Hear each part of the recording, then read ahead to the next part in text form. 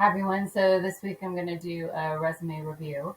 If you'd like your resume reviewed anonymously, feel free to email me. My information is below. And I'm recording this on Loom, and it's not the most clear application, but I used it for my contract work and I paid for it. So I'm going to start using it. All right, so let's get into it. All right, so right off the bat, I'm noticing that this is a columned resume. So that means that there is this sidebar where some of the information is. Now, these are very popular. I see them, one, in Word when you look at resume templates.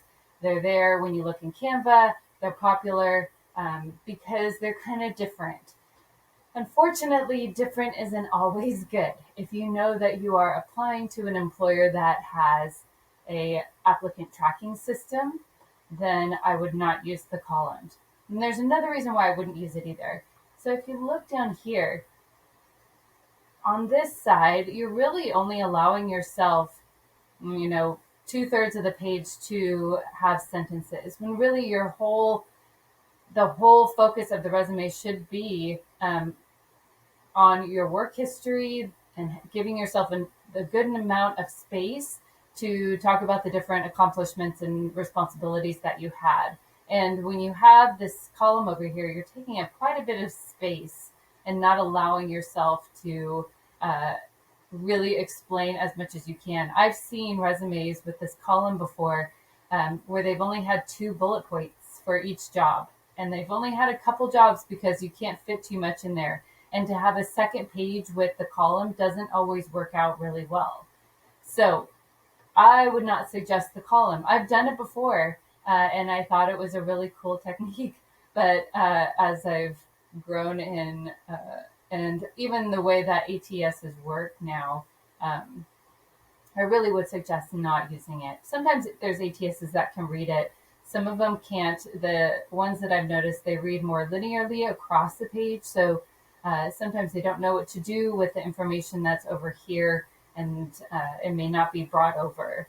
So, or counted towards your experience. So that's the first and foremost thing, is just using a very simplified format. And then as we get into the content, I would totally restructure this, making sure that the contact information was up at the top, and then that the summary statement, which is called right here, the overview, is really focused on the job at hand and not any personal information. So there's some personal information, there's some soft skills that are listed there. Soft skills are really not an eye-catching. um, I would just not use soft skills in my summary statement.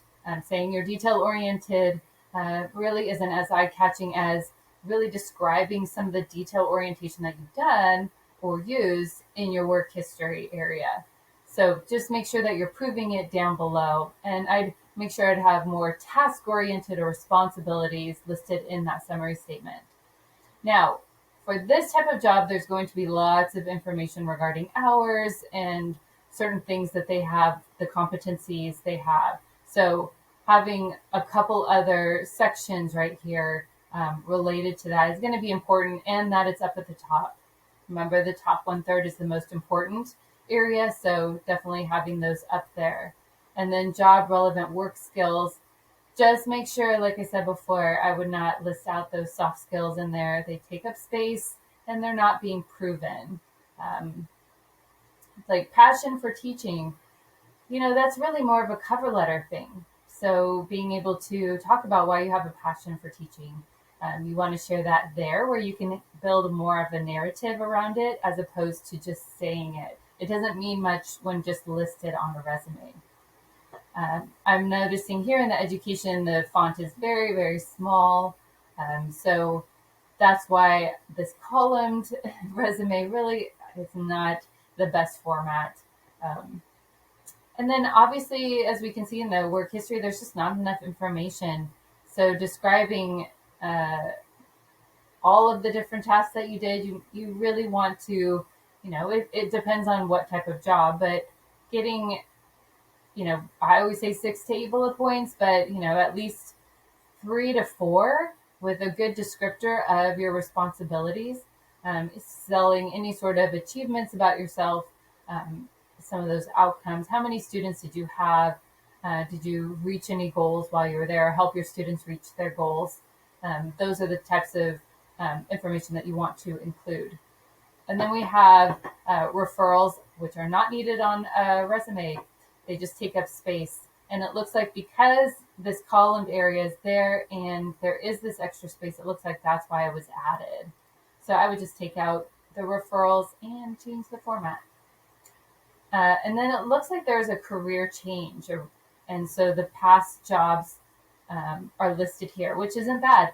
But the farther away you get from those past jobs, the less need for them to be on the resume. So if it's becoming, close to 10 years since you've had a career change, you really don't need that. If anything, 5 years, unless it's really relevant.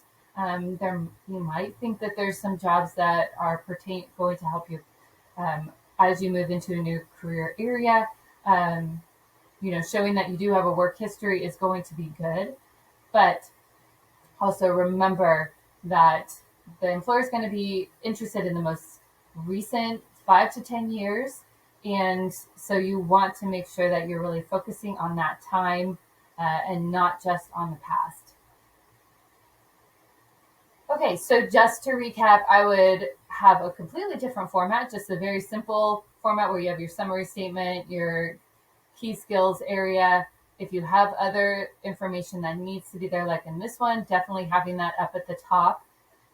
And then really having a lot of space for that work history area, building in a few more bullet points for each of these jobs, focusing on some accomplishments, making sure that you're not bringing in that soft skill type of language just to fill space, and make sure that everything that is there is relevant to the job that you're applying for, as opposed to any sort of focus on the past.